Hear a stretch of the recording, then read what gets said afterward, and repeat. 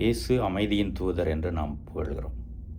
அப்படி அமைதியின் தூதர் எப்படி வாளை கொண்டு வர முடியும்? இன்றைய நற்செய்தியை கேட்கின்ற பொழுது இந்த கேள்வி சாதாரணமாக வருகிறது.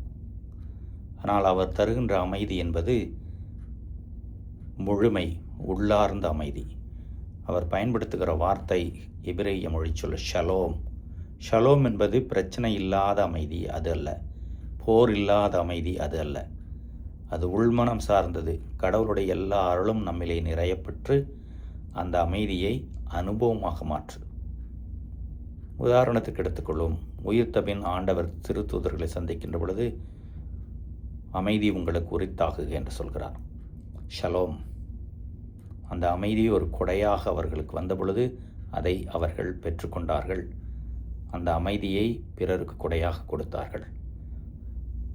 மிகவும் தாழ்ச்சியோடும் நேர்மையோடும் அந்த அமைதிக்காக ஜெபிப்போம்.